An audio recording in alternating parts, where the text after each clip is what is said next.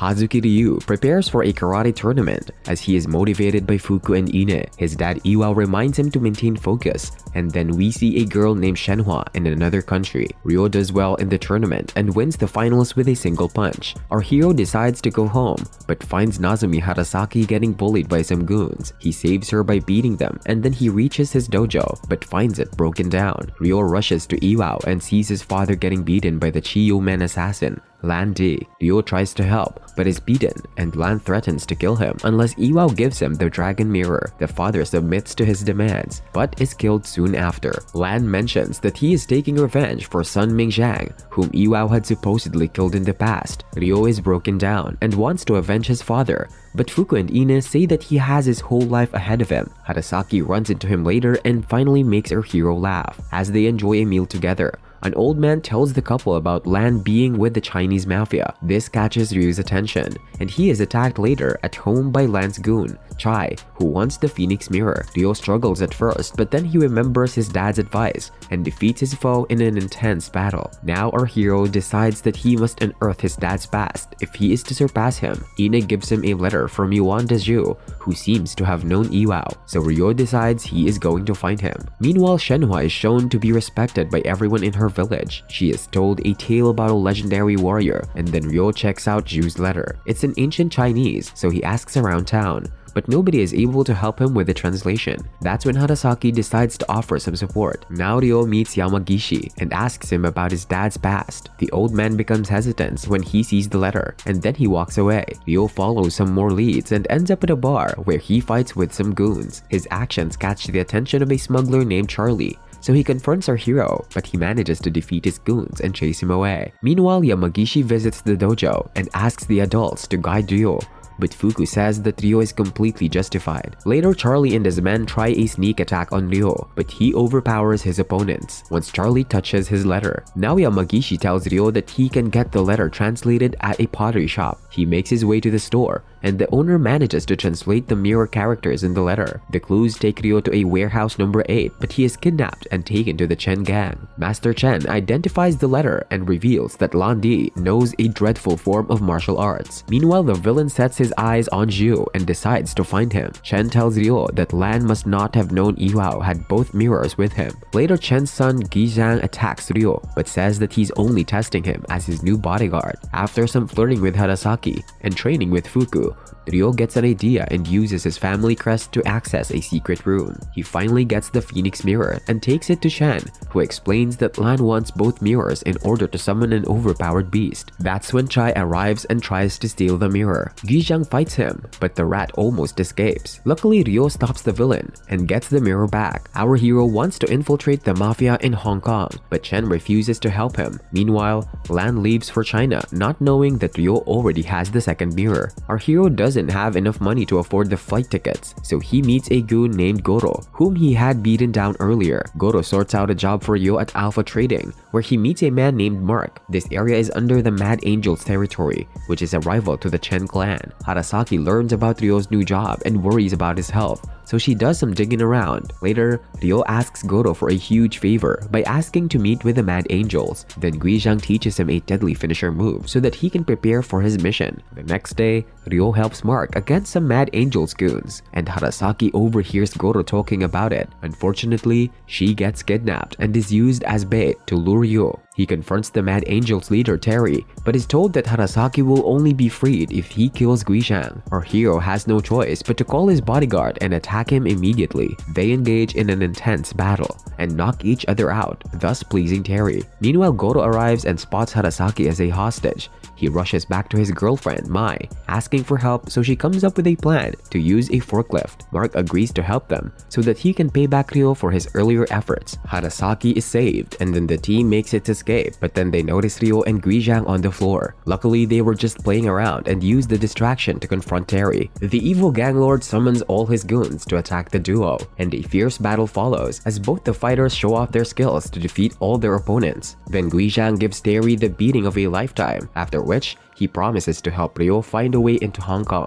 Harasaki overhears this, and it breaks her heart as she wants to be with her crush. Later, Goro proposes to Mai, and she accepts him as her husband. Ryo meets Harasaki before he leaves, and she gives him a good luck charm while fighting back her tears. Master Chen finally sorts out Ryo's passage, and Guizhang is about to join him, but then Chai attacks them and injures Guizhang's leg. Luckily, Ryo defeats him and suggests leaving Guizhang with his father, as he is severely injured now. Our hero finally makes it to Hong Kong and bumps into a woman named Joy. As he sets out to find a master named Li Xiaotao, he comes across some goons attacking a child named Wang. He offers to help, but this was just a scam, as Wang runs away with his belongings. Ryo isn't able to get a hotel, and then he finds a man practicing Tai Chi. They spar for a bit, and then Ryo locates the Manmo Temple. He asks to meet Li Xiaotao, but is told to be patient for now. Ryo also runs into a woman named Shu Ying, but she claims not to know anything about Master Tao. Later, our hero meets the old man again and is amazed to see his iron palm move. Ryo practices it himself, but doesn't make much progress, so the old man leaves. At night, Ryo is about to get into another fight, but is helped by Joy, who says Wang is a friend. Then she takes him to a hotel where he can finally get some rest. The next day, Ryo makes progress with his Tai Chi, and then he asks Joy to arrange a meeting with Wang. Our hero manages to get his bag back after a brief struggle, and then he impresses the old man with his immense strength. He reveals to Ryo the first principle of Wude, which is called Gon, and our hero takes this information to the temple. Here he learns that Shu Ying is in fact Li Xiaotao. She invites him to spar with her and defeats him by using her epic martial arts style. Ryo is ridiculed by a monk named Han Hui, who tells him that he only lost because he didn't take Shu Ying seriously. He is given a new mission to learn the 4 Wude principles, and then he meets Zhao Shanxuan to learn the second form. However, he refuses the request as he believes he is not worthy to do so. Now Ryo meets Zhongquan, who makes him perform karate for cash. After learning his true intentions, Zhongquan is revealed to be a banished student from Zhuan's academy. Meanwhile, Ren Wuying meets Joy and expresses an interest in Ryo. The next day, our hero faces off against the Yellowheads, who are attacking Zhongquan. The duo combines to beat the goons and make their escape. Despite this, the banished student still refuses to teach Ryo anything, and then he faces financial problems. Joy takes him out on a date, and Ryo gets the necessary motivation to confront Zhongquan and Xuan. After a detailed discussion with both of them, he learns about Jie and goes back to Shu Ying. With his learnings, she is still hesitant to help but offers a place to stay. The next day, Fang Mei sends Ryo to Shu Ying for his first day at work. He asks to meet Zhu, but the mistress says she isn't going to help him any further. Our hero grows tired of his chores, so he decides to get out of the temple in order to learn more martial arts. He meets an old woman named Guizhang, who takes him to a restaurant where he is given a delicious meal. Then he meets Wang and Joy, after which he asks them for help with his martial arts. They take him around town across multiple fighters, but they are not at the level he desires. Meanwhile, Shu Ying saves some kids from their bullies by simply staring at her opponents. Now Fang Mei has an argument with Ryo, and then he is told by Hanui that he is still lacking. Joy and Wang arrive and tell him to meet Guizhang, as she is the one who can teach the third Wudi principle, Yi. Ryo saves her from some goons, after which he improves his knowledge. Fang Mei spies on him and figures he's a nice guy, so she leads him to a book named Wulin Shu, which he can find to trace Zhu. Our hero finds the book and also notices the name Sun Ming Zhao, the same one that Lan had mentioned to Iwao. Ryo gets a hold of some symbols and goes to Guizhang to understand the meaning behind them. This leads him to a park, but then he has a nightmare where Lan captures him. The next day, Ryo has breakfast with Fang Mei, who tells him about Shu Ying's brother Ziming. We learn that both of them were orphans, but Ziming abruptly left his sister alone to avenge the death of their parents. Our hero follows another lead and meets a barber warrior, but is told once again that he is lacking in his skills. Now he gets a mysterious call,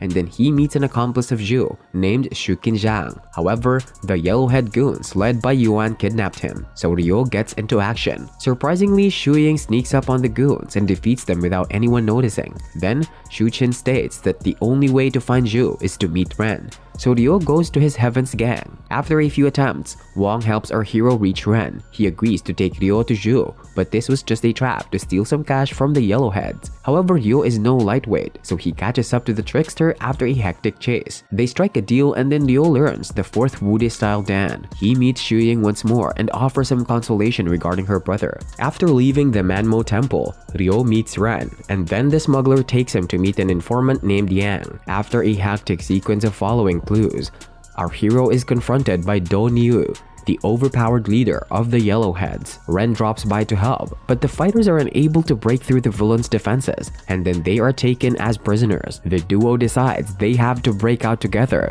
and then they trick a guard to escape their cell. After making it out, Ryo reveals he's after Lan, and it scares Ren. We learn that Do is also one of Lan's slaves, as he comes back from a meeting, and then he charges at the boys. Luckily, they make it out and confront the traitor Yang. He reveals that Huang is their best bet, and Ren seems to know him, so they reach his place immediately. The boys come across some tapes that lead them to Yuan, so they follow him back to his place. They knock him out and find Shu Ying, but have to act fast as Do makes his way inside. They trick him into the closet, and then the duo goes on yet another chase. Their efforts finally bear fruit when they find Zhu, but it turns out that Do was following them the whole time. He attacks Ryo and sends him off the building, but then Shu Ying comes to his rescue.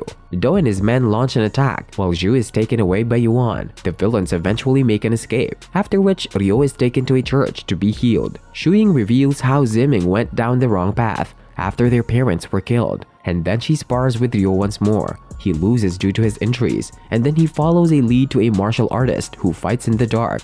He challenges Ryo in an intense battle where he struggles for a bit. Luckily, he defeats his opponent, who states that he knew Iwao. Ryo decides to follow the old man to an underground fighting competition, but asks Ren to stay back. Our hero dominates his fights, and that he is told to defeat a man named Greg. He does so with just a couple of hits, and then he is reunited with Ren. However, they don't know that there's a spy after them. Meanwhile, Joy visits her mom's grave, and we learn that she was assassinated by her own husband. Wang overhears a conversation involving the Yellowheads and is chased once he figures that the boys are being set up. Ren and Ryo finally get Zhu's location and go to retrieve him while Joy rescues Wang from his attacker. Suddenly, the boys are confronted by Do.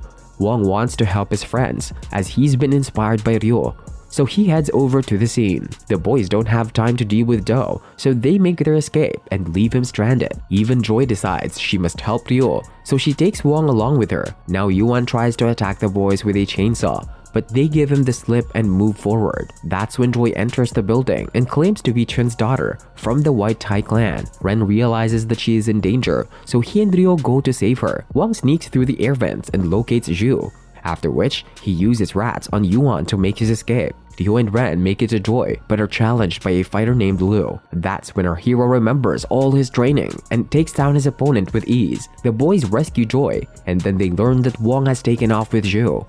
However, the generational duo runs into Do in the middle of their escape and are taken to the rooftop. The rest of the team reaches the scene, but then Ryo spots Lan making an entrance in his chopper. He is blinded by his rage, so he attacks his rival, but it's of no use as the evil warrior is too overpowered for him. That's when Zhu stops the attack and gives Lan the information he needs. Ren snaps Ryo out of his blindness after Lan leaves, and then he takes on Do. Our hero struggles at first, but then he channels his inner energy and gives Do the thrashing of a lifetime. Lan witnesses this and becomes conscious, but decides to carry on with his mission. Now Zhu reveals that Sun Mingzhao was actually Lan's father, but is not sure whether Iwao had killed him. He suggests going to Gilan for more answers, as that was where Iwao had trained with Sun Ming. Ryo decides to visit the temple before leaving, and bids farewell to Hanhui and Fang Mei. Then he has a brief chat with Shu Ying, and reassures her that she will be reunited with her brother. On his way to the Bailu village, Ryo spots Senhua drowning with her goat, so he saves her and passes out. He learns that he's reached his destination, and then he shows the Phoenix Mirror to Senhua. She recognizes it from her folklore and takes Ryo to a hidden location. That's when we see the seals for the mirrors, and Senhua identifies Ryo as the legendary warrior. And that's the end of Season 1. Like, share, and subscribe if you want to catch Season 2 when it comes out. Stay notified by tapping the bell icon. Okay, I'll see you soon.